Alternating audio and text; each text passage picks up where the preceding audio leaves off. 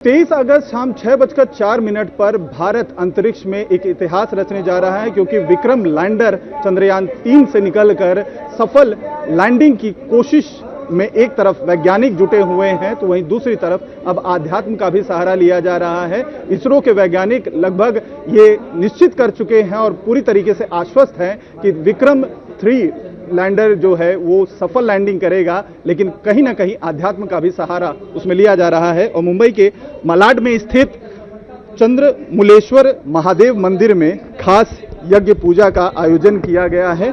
आहुति दी जा रही है। यहाँ पर यज्ञ कुंड में लगातार मंत्रोच्चारण के जरिए आहुति दी जा रही है। खुद कपिलदास महंत यहाँ पर मौजूद हैं और लगातार मंत्रों का उच्चारण किया जा रहा है ताकि सफल लैंडिंग हो सके और चंद्रयान के जो एक आध्यात्म है उससे लोगों का जुड़ाव किस तरीके का है वो भी आप तस्वीरों में देख सकते हैं। बैनर पोस्टर यहां पर लगाए गए हैं, क्योंकि 2019 में चंद्रयान 2 की सफल लैंडिंग करने की कोशिश की गई थी, लेकिन ठीक सॉफ्ट लैंडिंग से पहले विक्रम जो लैंडर था वो सही तरीके से लैंड नहीं कर पाया, जिससे सबक लेते हुए वैज्ञानिकों ने 4 साल तपस्या की और दोबारा से चंद्रयान 3 को अंतरिक्ष में छोड़ा है, जो अब कल के दिन 23 अगस्त शाम 6:04 पर सॉफ्ट लैंडिंग करेगा। इसकी कोशिश पूरी तरीके से की गई है।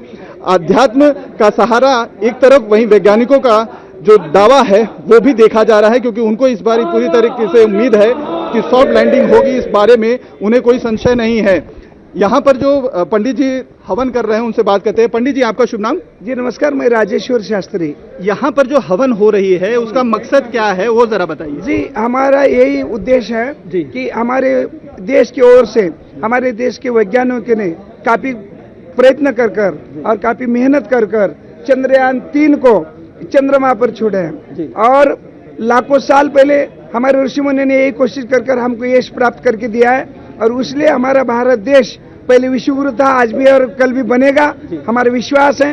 और आज इस यज्ञ के हमारे अनंत दुबे जी, इनके नेतृत्व में हमारे महंत जी श्री कपिलदास जी महाराज जी के आशीर्वचन से आज हम लोग यही याद कर रहे हैं कि हमारे चंद्रयान 3 यश प्राप्त हो और हमारे भारत का डंका बजे विश्व में, हमारा मेरा देश मेरा भारत विश्व गुरु बने। जी, आपने जो है ये खास इस यज्ञ में मंत्र क्या बोले हैं, अगर 1-2 बार हमें बता दें कि क्या खास मंत्र आप लोगों ने उच्चारण किया है जिससे ये यज्ञ सफल हो, इसकी कामना पूरी करो। जी देखिए, ये वेदों के मंत्र हैं और वेदों के मंत्र ऐसे सामुदायिक नहीं कहा जाता है, और फिर भी हम लोग यज्ञ में उस मंत्र का उपयोग कर सकते हैं, माइक पर नहीं है। फिर भी हम लोग यही बताते हैं, उसका अर्थ ये बताते हैं कि देखिए ये चंद्रमौलेश्वर महादेव जी का मंदिर है। इन महादेव जी के मंदिर में दोनों भी नाम समावेश है, चंद्र में भी है और शिव जी भी हैं। इसलिए हम दोनों देवताओं को, मेरे शिव जी को और मेरी चंद्रमा को प्रार्थना करते हैं। हम लोग ये इस यज्ञ में श्री शिव जी को आहुति दे रहे हैं और शिव जी को प्रसन्न करें, शिव जी हमारे पर संतुष्ट हो।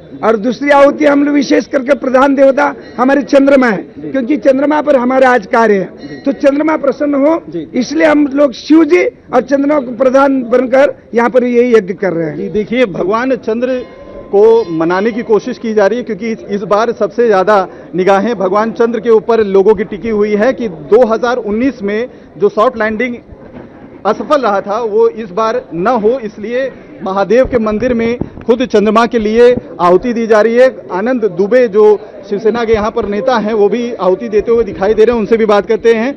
आनंद जी, क्या कहेंगे, क्या आहुति दे रहे हैं, मकसद क्या है? मकसद यही है कि जो भरा नहीं है भावों से, जिसमें बहती रसधार नहीं, वो हृदय नहीं, वो पत्थर है जिसको स्वदेश से प्यार नहीं।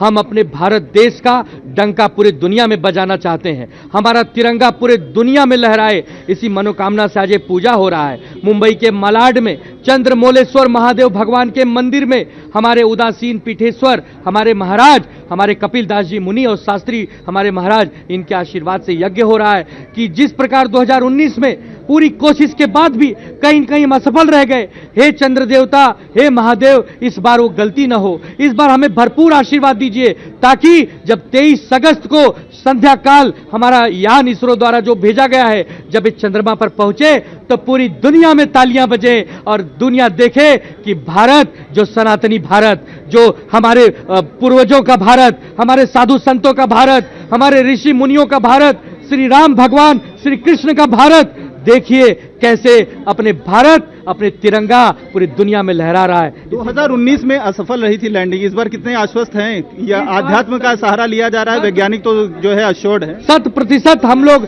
आश्वस्त है। हमारे वैज्ञानिकों ने जो तपस्या की है, जो उन्होंने एक कष्ट पहुंचा के अपने आप को जो ये खोज की है, जो मेहनत की है, और हमारे गुरुजनों का आशीर्वाद, हमारे साधु संतों का आशीर्वाद, हमारे महादेव का आशीर्वाद, इस बार 100% विजय होगी और विजय पताका लेकर दुनिया में भारत का डंका बजेगा। हर महादेव हो जाएगा। हर महादेव। ये है आध्यात्म का जो शक्ति है, जिसके लिए भारत सनातन धर्म का ये हमेशा से अनुपालन करता रहा है, उसकी शक्ति यहाँ पर देखने को मिल रही है।